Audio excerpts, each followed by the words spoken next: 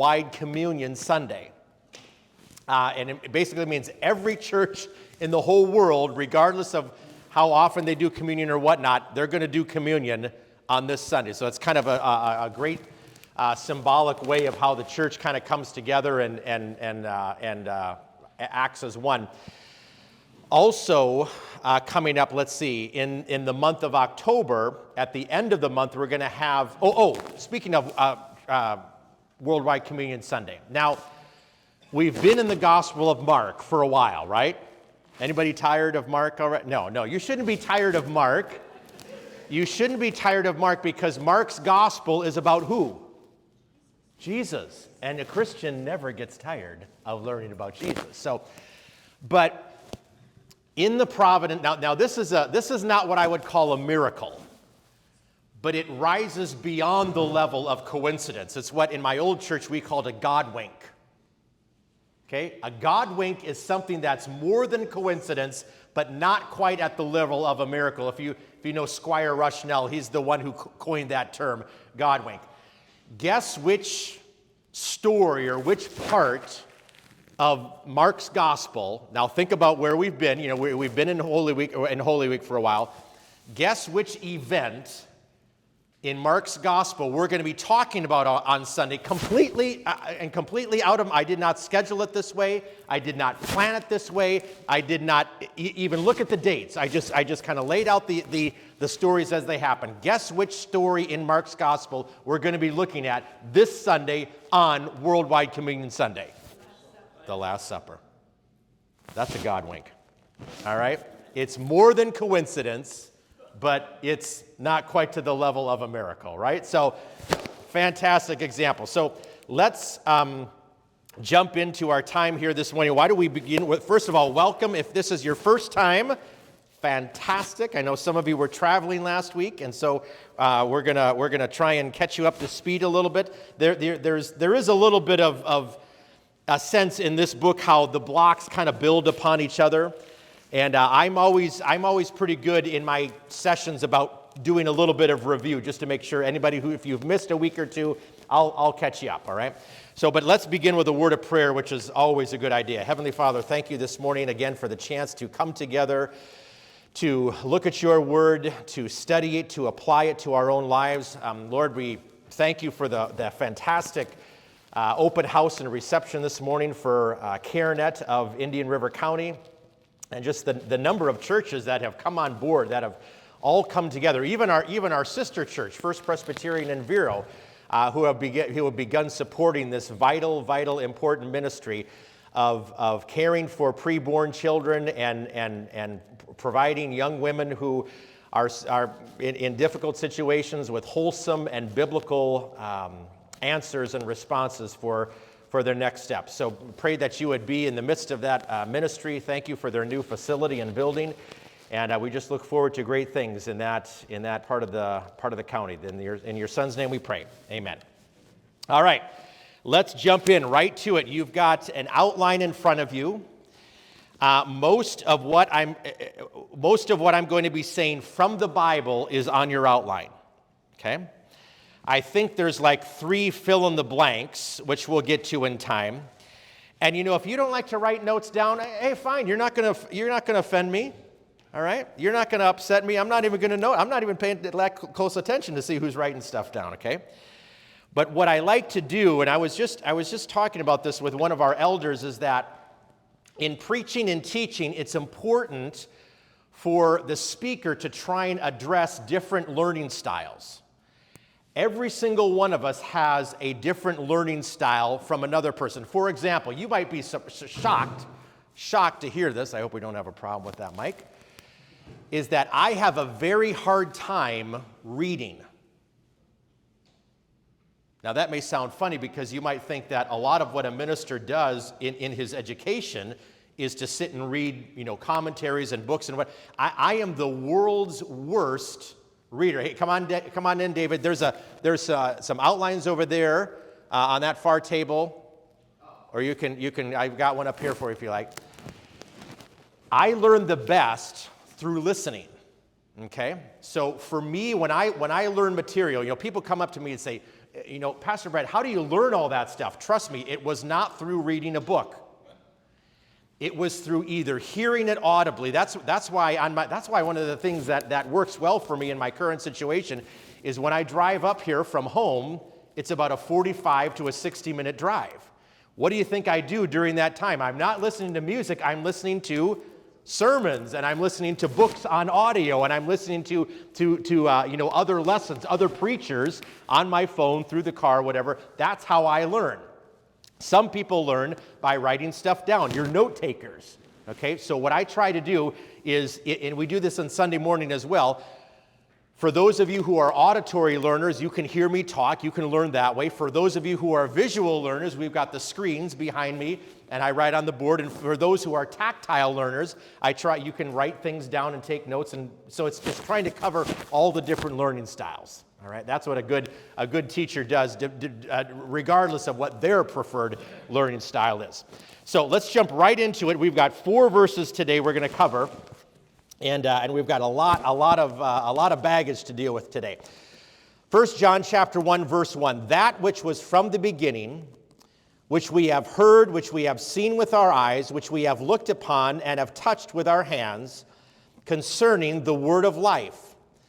The life was made manifest, and we have seen it, and testify to it, and proclaim to you the eternal life, which was with the Father and was made manifest to us. That which we have seen and heard we proclaim also to you, so that you too may have fellowship with us. And indeed our fellowship is with the Father and with his Son, Jesus Christ. And we are writing these things so that our joy may be complete. Maybe we'll one more. This is the message we have heard from him and proclaim to you, that God is light, and in him is no darkness at all. Talk about going right for the jugular right out of the gate. That passage right there, pardon my microphone, that passage right there is what we call a prologue, okay? Now, a prologue is a very common literary device. We see them in other letters in the Bible, in the New Testament. They're more than just, let me see if I put this on my belt, if it keeps doing that sound or not. They're more than just an introduction. It's more than he's just saying, hi, my name is John, and here's what I'm going to say. It's more of an introduction of who the writer is. It's kind of a statement that usually, in some ways, kind of summarizes whatever's going to come next in the letter. Now, some other prologues that are even more famous, for example, come in John's Gospel, which is the 4th Gospel, and you know that the prologue starts off how? In the beginning was the Word, and the Word was with God. Now that prologue in John's Gospel is actually 17 verses long. It's a very extended, long gospel, or long prologue. Romans has also a very long prologue, and that prologue is also 17 verses, and it ends with that great verse where it says, "For I am not ashamed of the gospel of Jesus Christ, for it is the power of salvation, first to the Jew and then to the Greek, for in it the righteousness of God is revealed, as it is written, the just shall live by faith." Okay, a great kind of climax statement, and then he gets into his argument, okay? So a prologue is kind of a way of setting up the material, and that's really what we're looking at today. He goes right to the main issue, and he points out the fact that in the prologue, the big issue that he's talking about is who? Christ. Okay? Everything he's talking about relates and comes back to the person, the work, and the teaching of Jesus Christ. Jesus is the beginning and the end of Christianity. He's the beginning, the middle, and the end of your Christian faith. He's the Alpha and the Omega. So we shouldn't be surprised that John opens this way. In fact, if you were to try and find one word to describe the entirety of your Christian faith, what would that word be? Christ. Simple. Jesus Christ is everything about your Christian faith. Christianity is Christ. Christianity is believing Christ. It's confessing Christ. It's loving Christ. It's worshiping Christ. It's obeying Christ. It's all related to Christ. Paul puts it this way in Philippians 1:21. For me to live is Christ. It's all about Jesus. You can take your entire Christian experience, your entire Christian faith and life, and reduce it down to one word, which is Christ. So he begins by majoring, what we call majoring in the majors. Okay? He focuses on the major issue, not minor issues, on the major issues that's going on.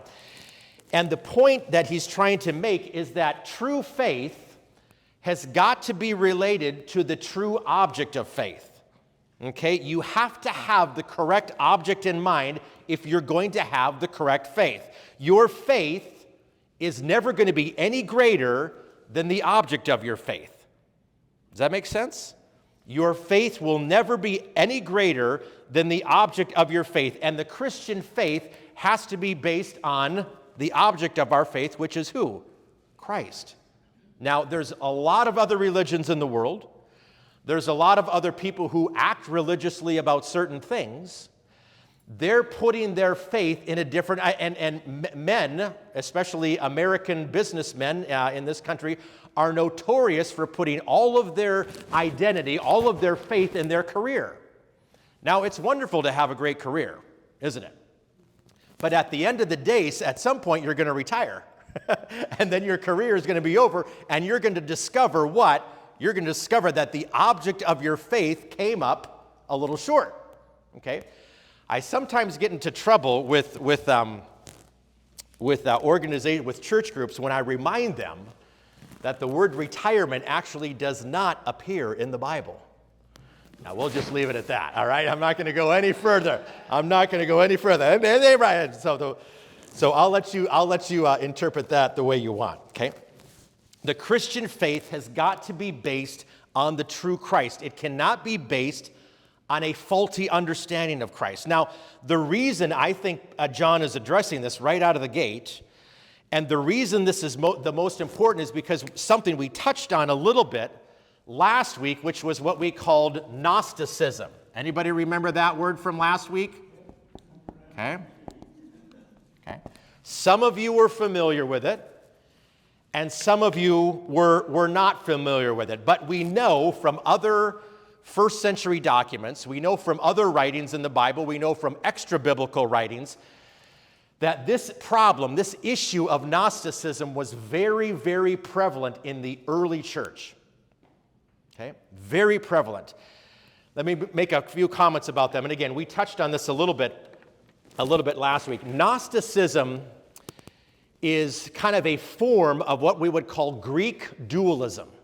Now, what do I mean by that? The dualism has to do with this. The Gnostics, and particularly the Greeks, they separated between two ideas, between the body and the spirit. Okay? Now, to be honest, a lot of people today a lot of Americans do the exact same thing. They separate between the body and the spirit. And now here's how it goes. The spirit is good. Anything to do with the spiritual realm is good. Anything to do with the body or the physical realm, or kind of what we call the world of the flesh, is bad. As a matter of fact, for a Greek Gnostic, and we see a little bit of this in the life and the story of Socrates. Anybody remember how Socrates died? Nobody?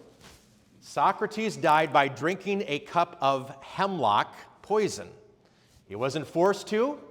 Nobody was holding a gun to his head. He did it willingly because for a Greek Gnostic, the greatest thing that can happen to you is for your spirit to be released from your body. That's why they couldn't wait to kill themselves. They couldn't. Suicide was kind of the great example of the highest virtue because it meant that you were releasing your spirit from your body is all bad. It's totally bad. And I'm not just referring to the arthritis that you experience. That's not the part I'm talking about. Okay? Everything about your body, everything about the world of the physical world is bad. And everything about the spirit is good. Now, think about how if you take that idea and you relate it to Christ, they didn't believe that Jesus was a real, physical, human person. They thought Jesus was just a phantom. He was just a fig Newton of your imagination. He only appeared human, but he wasn't really human. So they deny that Christ even had a body. Now, think about that for a second. If Jesus doesn't have a body, which of the big events of the gospel story do you have to leave out? You can't have a virgin birth, because that involves a body. You can't have a death on a cross, because that involves a body. You can't have a resurrection, because that involves a body. Yeah, so all these crucial, critical things are left out if you let Gnosticism in the front door. Okay? Now, another element about and by the way, in many ways, Western civilization is still the same way. We love to cleave between body and spirit. That is not biblical. The biblical perspective is that body and spirit, it all comes together. It all makes up who you are. Body, soul, and spirit are not cleaved apart in separate categories and separate departments. They all form the totality, the unity of who you are. Now, to be honest, this issue of kind of denigrating the body, that's one reason, not the only, but that's one reason why the Greeks, especially in the first century, they could never come up with what we would call a healthy understanding of human sexuality. They never had an intelligent or mature view of sex. And here's why. They either repressed it, and they didn't believe in human sexuality at all, and as a result, they didn't have any children. And there's many kind of Greek cults that formed in the first century that drew a lot of people in, but they never lasted more than one generation. Why? Didn't have any kids. Your organization is not going to survive if you don't have kids to pass the faith down to. The other side of the equation was what we see in a lot of the temple worship, where they did what? They just indulged in sexuality way over the top. I mean, it was orgies and riots and all kinds of craziness going on. They never had a healthy understanding of human sexuality as a result of the fact that, because again, it has to do with the body. Okay? So, as John's writing these verses, in many ways, this is really what he's trying to combat, this idea, this underlying current of Gnosticism that's infiltrated the church. Okay, some benchmarks here to look at. The first one we see on your outline is what I call the eternality of Christ. That's the first fill in the blank if you're taking notes. Something that is eternal is something that, Margaret Mary, I'm going to put this on my shirt pocket, and I'm going to take my coat off because I'm getting warm. I hope, is my friend Ben Jones going to be offended if I take my coat off? I asked you that in church a couple weeks ago. You'll take a vote, okay? I thought I turned the air down, but apparently not enough. Okay, something that is eternal means what? It means it has no beginning and no ending, okay? Now, when we sometimes talk about the human spirit, or we talk about the destiny of the Christian, or the future of the Christian, for us who are in Christ, our future is going to be in heaven, and is that future ever going to run out? No. It's going to go on and on forever, but does that mean that you and I are eternal? We may have no ending, but you can't say we have no We still have a beginning, right? We still have a starting point. When you were a gleam in your father's eye, that's basically your starting point, okay? So you can say that Christians, yes, will live forever. That doesn't mean that we're eternal. It doesn't mean we've always been around, okay? Sometimes I joke about Ben's age, or sometimes I joke about Earl's age, that you guys are both in your 90s, right? As long as that is, that's still not eternal, okay? It may feel that way. It may feel that way, but it's not there, okay? So the eternality of Christ means that Jesus has always been there, okay? Jesus Christ does not have a starting point, and he doesn't have an ending point. He's not the first thing created, and then he creates everything else, which is what Jehovah's Witnesses teach, okay? He's always been there. To be eternal means that he has no beginning and no ending. And we see this in the very first verse here. Let's look at our text, verse 1. He says, that which was from the beginning. Okay, the word that refers to Christ. He's obviously talking about Jesus in these verses, although he doesn't name Jesus until verse 3. Okay? But he uses that which was from the beginning. Now, here's another element. He uses the word beginning, which is our Greek word for in arche. I know you're impressed by my use of the Greek language, right? Now let me ask you, are there any other books of the Bible that start off with this word beginning? Genesis, yes. The very first verse of the Bible is what? In the beginning, right? I used to have a joke that I would surprise on people by saying, what is God's favorite sport? Baseball. Why? In the big inning. All right? You can use that one free of charge, all right? So in other words, what John is saying here is that what he's talking about, the person that he's talking about, is the same thing that was back in Genesis 1:1. Okay? The God who spoke in Genesis 1:1 is the same thing that we see here, that which was from the beginning. Okay? Notice it doesn't say that which was made in the beginning, or that which comes from. In other words, really the real thrust of the language in Greek is that Jesus, as the that, stands before the beginning. And it's the same way in Genesis 1:1. In the beginning, God. Okay? In other words, God stands before the beginning of time. He steps out of eternity and into time. Okay, so he's there. Now again, for you and I to try and conceive of something that's eternal, our minds can't fully encompass what that really means. How can something go on forever and ever and have existed forever and ever? Okay? So he's using the same language that we see in Genesis 1:1. He also uses the same language that we see in John 1:1. And he starts off the same way. The book of John, the Gospel of John, starts off how? In the beginning was the Word. In other words, the Word, which is identified as Jesus later on, the Word is already there in the beginning. It's not created after the beginning. It's not created as part of the beginning. The Word, Jesus Christ, is already there. In the beginning was the Word, and the Word was with God, and the Word was God. So the God the person he's about to describe as being made manifest in the person of Jesus Christ, John is saying that's the same God who back in Genesis 1 said what? Let there be light. Same person. There's no disconnect. And by the way, that's a very Jewish thing to do in literature, to try and connect strands all the way back to something that was earlier, to try and kind of connect the threads of this tapestry that he's working on and try and show how they're related all the way back to the very beginning of God's work. Okay?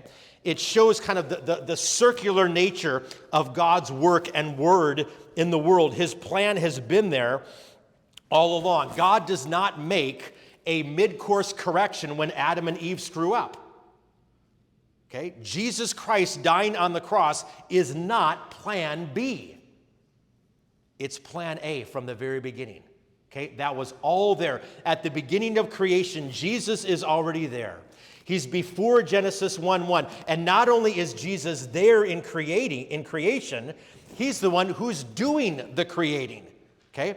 It's an affirmation of the eternality of Christ. Again, John 1:1. In the beginning was the Word, and the Word was with God, and the Word was God. It's almost the exact same language that we have here. And that verse from John 1:1 is really it's an arrow right through the heart of this idea of Gnosticism. Okay? In the beginning was the Word, and the Word was with God, and the Word was God. That is a shot right in the chest of the idea of Gnosticism. It slam dunks the idea that Jesus is not really a human being. It's saying that in the beginning, Jesus was already in existence. He was already in intimate fellowship with the Father. He wasn't a lesser being than God, but rather he was with God and was God. Now, in order to be a true Christian, now here's the point here I think John is making. In order to be a true Christian, in order to really be in the Christian faith, you have got to believe in the eternality of Christ. You have got to believe in the accurate picture of Christ. You cannot believe that Jesus is somehow, a lesser God or kind of a demigod, which is very popular in other religions. You can't believe that Jesus was just a good guy or a good teacher.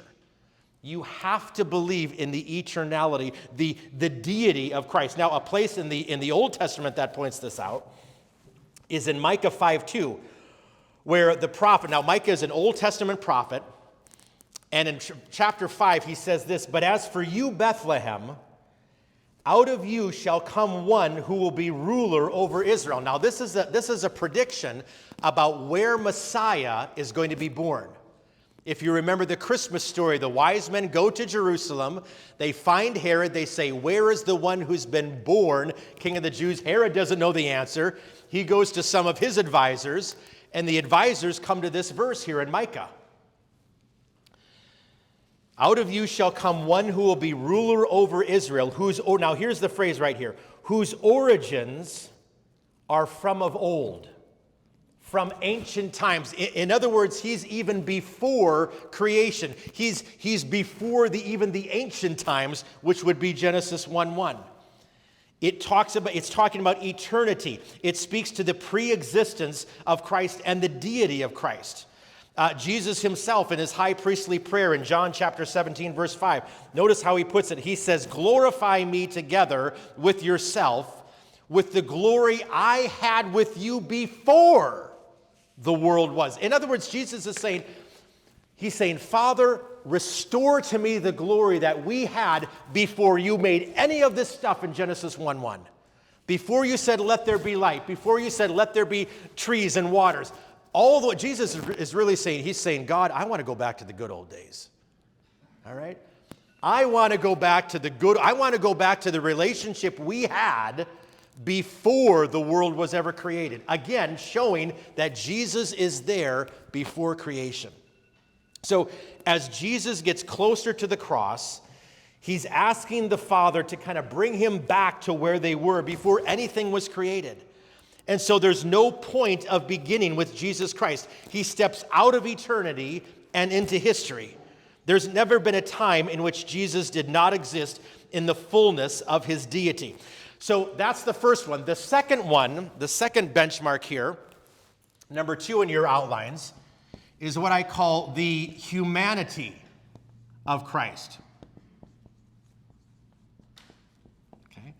Remember, part of what's going on in Gnosticism is not only do they deny that Jesus is God, not only do they deny the Trinity, they also deny what?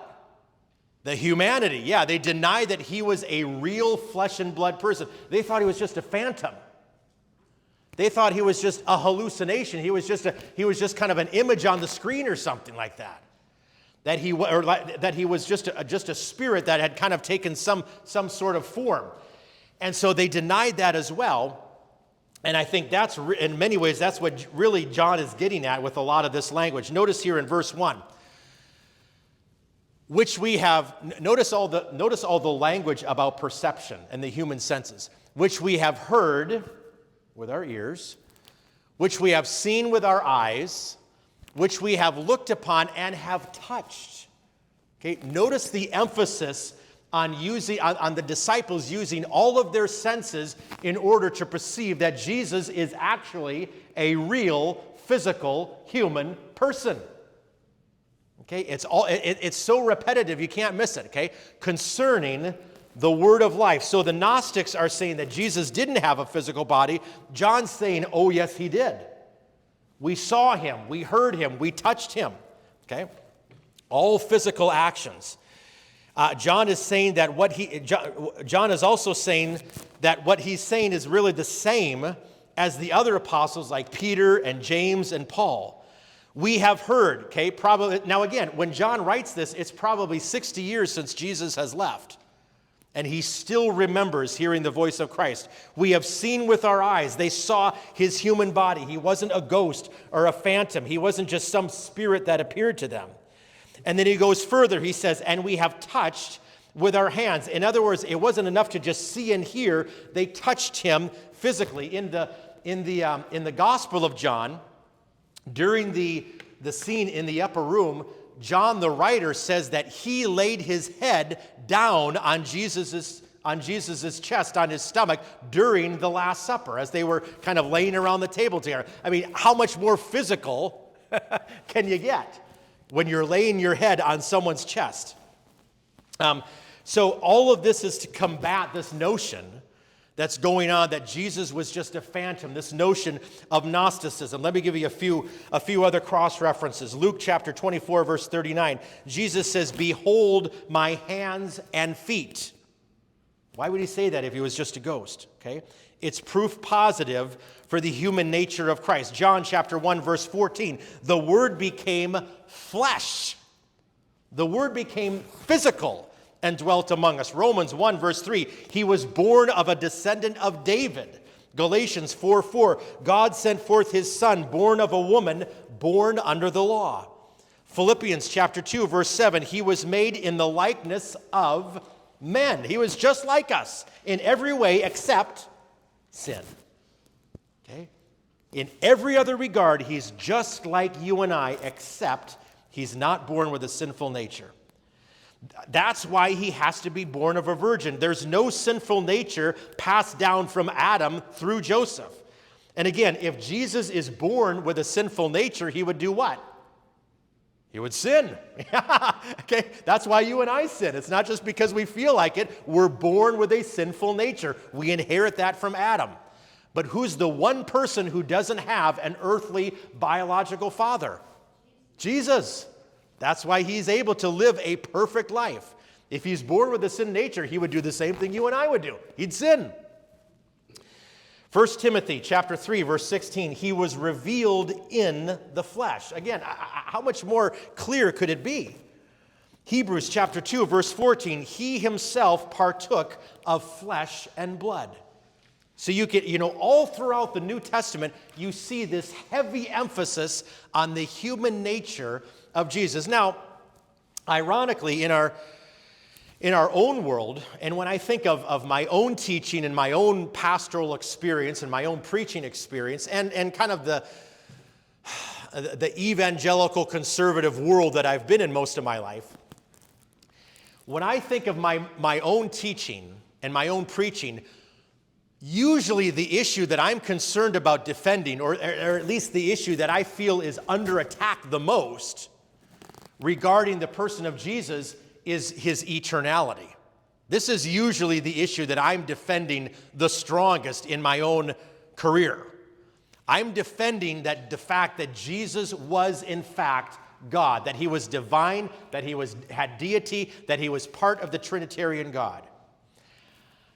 I'll have to admit, I rarely have found in my own experience the need to defend the idea of whether or not Jesus. I mean, even people who aren't Christians, they still believe that Jesus was a human being.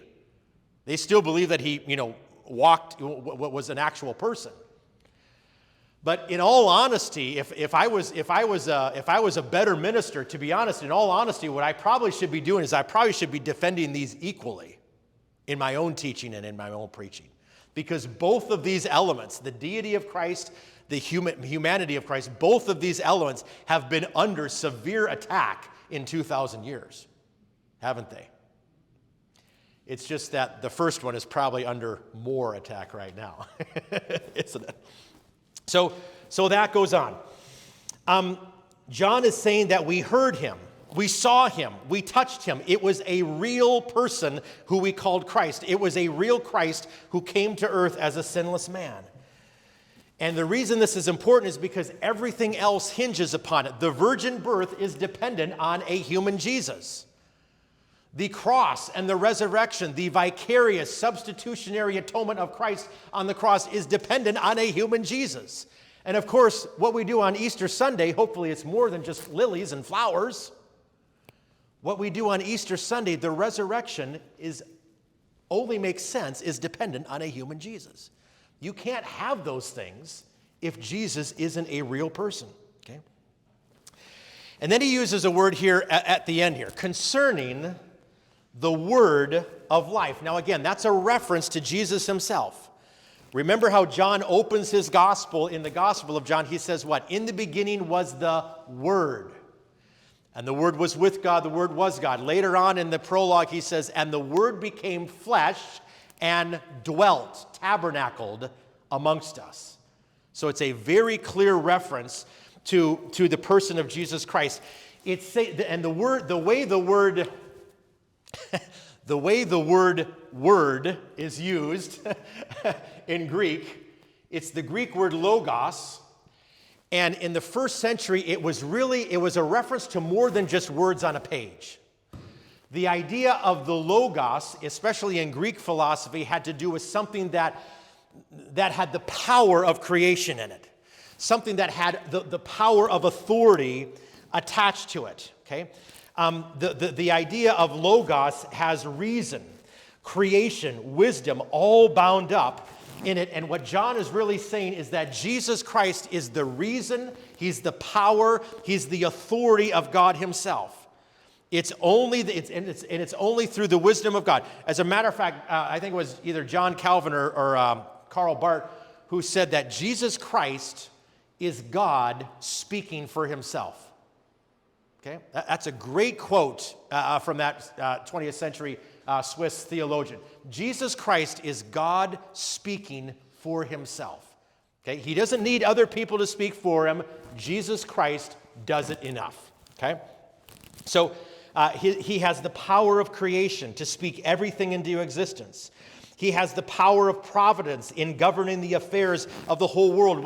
When God creates back in Genesis 1, how does he do it? Does he go and does he go to Home Depot and buy a bunch of materials and start pounding them together? No. Does he go to I've got a chemical company down by me there called Torrey Pines, where a friend of mine was the president. Does he go into a chemist's workshop and pour a bunch of things together to create something? Is that how he creates? How does he create? He says it.